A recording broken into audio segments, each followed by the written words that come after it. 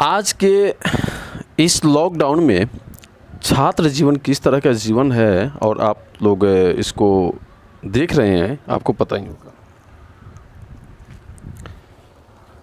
लेकिन फिर भी चूँकि शिक्षक से आप लोग रूबरू नहीं हो पा रहे हैं प्रत्यक्ष रूप से, ऑफलाइन क्लासेस आपकी नहीं हो रही है, सारी क्लासेस आपकी ऑनलाइन ही हो रही है।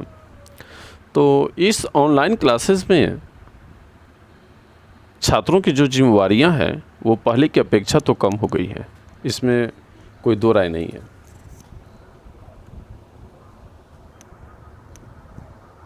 लेकिन मैं ये ज़रूर कहूँगा कि आप लोग अपनी जिम्मेवारियों को समझें, आपका क्या कर्तव्य बनता है इस पर आप लोग एक बार ज़रूर झांकें।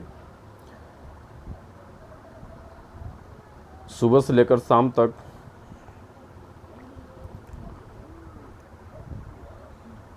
आप लोग का जो खेलने का जो सिलसिला है उसको कम करें, पठन पर विशेष ध्यान दें, क्योंकि आपकी जो उल्टी गिनती है वो प्रारंभ हो गई है।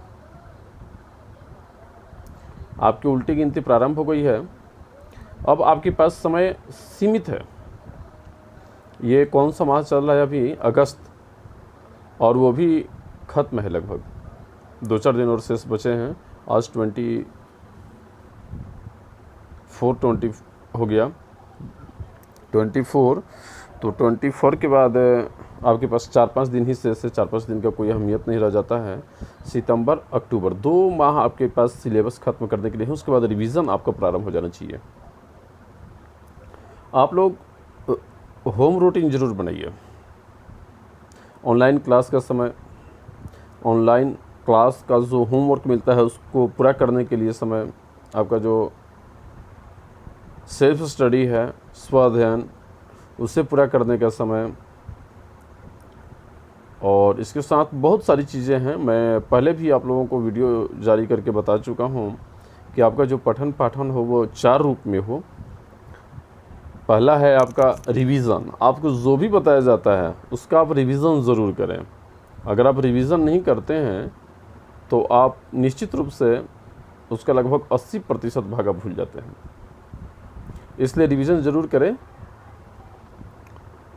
रिवीजन करने के बाद आप गृह कार्य को पूरा करें। जो आपको होमवर्क के रूप में मिलता है, मटेरियल दत्तक कार्य, उसे ज़रूर पूरा करें। जब होमवर्क पूरा हो जाता है तब आप अवलोकन करें। अवलोकन का मतलब है कि नेक्स्ट क्लास में हमारे सर क्या पढ़ा सकते हैं, क्या बता सकते हैं, उसको आप अच्छी तरह से घर पर एक बार पढ़िए। जो भी आपके सामने प्रॉब्लम हो सकता है, जो कठिन शब्द हैं या जो भी है, ट्रिक है, मैथ है या अदर सब्जेक्ट, कोई भी सब्जेक्ट हो, मैं टोटल सब्जेक्ट के बारे में बता रहा हूँ, उन कठिन तथ्यों को आप रेखांकित करें। उसे समझने के लिए अपने टीचर से पूछें। और चौथा है आपका सेल्फ स्टडी। यह बहुत ही मायने रखता है, सेल्फ स्टडी आपका स्व अध्ययन। जिस छात्र के पास सेल्फ स्टडी कमज़ोर है वो निश्चित रूप से उस छात्र का जो परिणाम है वो भी कमज़ोर रहता है। इसलिए मेरे प्यारे विद्यार्थी, मैं आपको एक बार फिर रिमाइंड करा देता हूं कि आप सेल्फ स्टडी पर विशेष ध्यान दें। आपके पास कौन कौन से बहाने रहते हैं ये मैं आपको बताता हूं, सुनिएगा ध्यान से। हालांकि आज तो लॉकडाउन है। लॉकडाउन के पहले भी जब ऑफलाइन क्लासेस चलती थी उस समय में भी अगर आप एग्ज़ाम में अच्छा मार्क्स नहीं लाते हैं या आपसे कोई प्रश्न करता है, आप नहीं बता पाते हैं, तो उसमें आप यही बहाना करते हैं। सुनिएगा ध्यान से। सबसे पहला है कि अभी तो इस चैप्टर तक हम लोग पहुँचे ही नहीं हैं। दूसरा, जिस दिन यह पढ़ाई हुआ था उस दिन मैं क्लास नहीं गया था। तीसरा, सर ने लिखवाया तो है लेकिन उसका रिवीजन नहीं किया हूँ। चौथा, सर ने तो अभी पढ़ाया ही नहीं है, वो पढ़ाते ही कहाँ हैं। सर तो आते हैं क्लास में, बातें बनाते हैं और फिर चले जाते हैं। पांचवा, यह हमारे सिलेबस से बाहर का है। छठवां, कॉपी में लिखा तो हूँ, फेयर कर लिया हूँ, याद करना बाकी है। इस तरह की बहानेबाजी आप करते हैं। लेकिन ये बहानेबाजी आप कब तक करते रहेंगे? आप अपने अंदर की जो कमजोरियां हैं उसको ढूंढिए, उसको पहचानिए और उन कमजोरियों को दूर करने का प्रयास कीजिए। यही सबसे बड़ा मंत्र है। जो अपनी कमजोरियों को पहचान गया, जान गया, वो समझ लीजिए कि निश्चित रूप से आगे बढ़ जाएगा।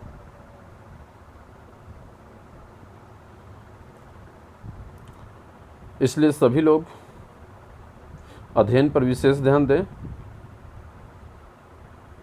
मैट्रिक के जितने भी परीक्षार्थी हैं वे हेल्प बुक के रूप में हिंदी, संस्कृत, इंग्लिश अर्थात तीनों लैंग्वेज, इसमें उर्दू भी शामिल है आपका, अगर उर्दू छात्र हैं, नॉन हिंदी हैं तो, हिंदी भाषी हैं तो। उसके साथ ही साथ मैथ है अर्थात मैथमेटिक्स, साइंस, सोशल साइंस का भी हेल्प बुक आप अपने पास साथ रखें। किस हेल्प बुक को लें, कौन सा हेल्प बुक आपके लिए अच्छा होगा, वो अपने मित्रों से पता करें, अपने शिक्षकों से भी आप पता कर सकते हैं।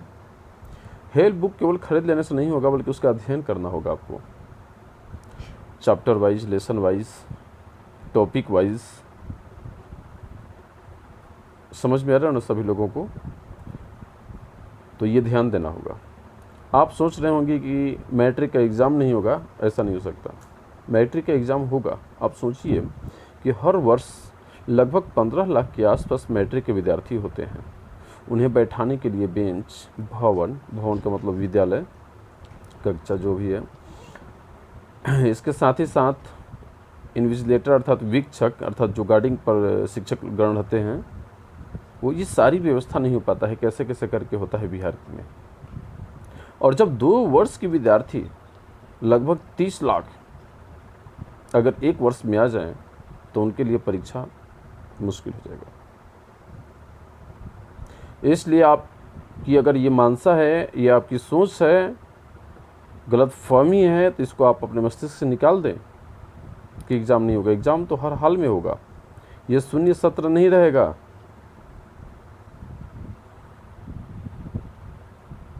शून्य सत्र नहीं रहेगा, इसके लिए घोषणा भी हो चुका है। आपका फॉर्म भरा जा चुका है। आप एक जिम्मेवार विद्यार्थी अब बन गए हैं। ऑनलाइन क्लासेस को आप मजाक न समझें। कुछ सुनने में आया है कि कुछ छात्र ऑनलाइन क्लासेस करते नहीं हैं। अपने अभिभावक से मोबाइल तो ले लिए हैं, लेकिन क्लास नहीं करते हैं। वो देखते नहीं हैं, सुनते नहीं हैं, समझते नहीं हैं, होमवर्क पूरा नहीं करते, फेयर नहीं करते, और वो खूब मज़े में हैं। वो आपका मज़ा कुछ ही दिनों में सजा बनने वाला है।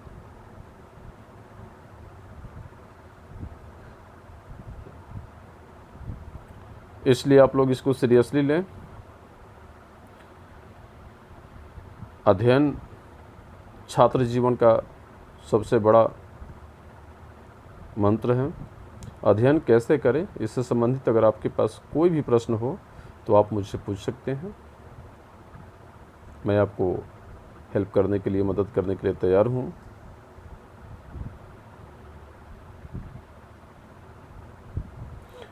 अगर आपको हिंदी व्याकरण में, हिंदी पुस्तक गोधूली, वर्णिका, व्याकरण में भी सैद्धांतिक, व्यवहारिक, रचनाखंड, साहित्य रचना, चाहे जहाँ भी आपको कठिनाई महसूस हो, आप पूछ सकते हैं। पूछने में बिल्कुल मत हिचकिए।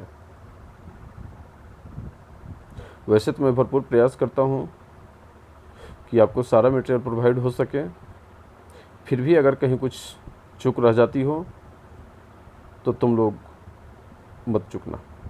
तुम लोग ज़रूर उसे याद दिलवाना, सर आप यहाँ थोड़ा अच्छे तरीके से समझा दीजिए, कोई दूसरे तरीके से समझा दीजिए, ये कैसे होता है। इसलिए मैं सभी विद्यार्थियों से फिर एक बार निवेदन करता हूँ कि सभी विद्यार्थी जागरूक हों, ऑनलाइन कक्षा से मदद लें। मुझे पूरा विश्वास है कि अगर आपको छोड़ दिया जाए तो आप प्रतिदिन अध्ययन नहीं कर पाएंगे, क्योंकि आपके सामने कई तरह की परेशानियां होंगी।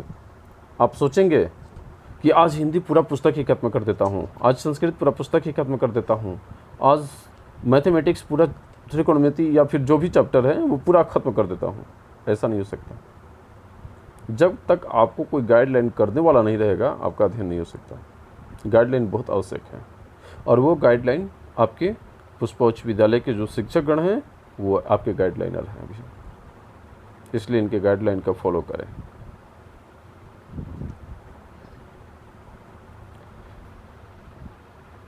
इस बार जो एग्ज़ाम होने वाला है उसमें हैंड राइटिंग की अहम भूमिका होगी, हालांकि पहले भी भूमिका थी। अहम भूमिका आपकी लिखावट आपको चरमोत्कर्ष पर पहुंचा सकता है, इसलिए लिखावट से कोई समझौता नहीं। अभी आप लोग इस लॉकडाउन में लिखने का भरपूर प्रयास करें। प्रतिदिन आप कम से कम 5 पेज 10 पेज आप ज़रूर लिखें, चाहे इतिहास से हो, भूगोल से हो, नागरिक से हो, भौतिक शास्त्र से हो, ठीक है, रसायन शास्त्र से हो, जीव विज्ञान से हो, हिंदी से, संस्कृत, इंग्लिश, उर्दू, चाहे किसी भी सब्जेक्ट का क्यों न हो, आप अधिक से अधिक लिखें। फेयर करने में बिल्कुल ना चूकें। फेयर आपके शिक्षकगण कहें न कहें उस पर आप निर्भर न रहें, आप स्वयं फेयर करें। वैसे तो आपके शिक्षकगण बार बार रिपीट भी करते हैं, फेयर चेक करने के लिए बुलाते भी हैं, फेयर चेक भी करते हैं, ठीक है, आप लोग भी उसमें सहयोग करते हैं। केवल शिक्षकगण के कहने से नहीं होगा, आपके करने से होगा।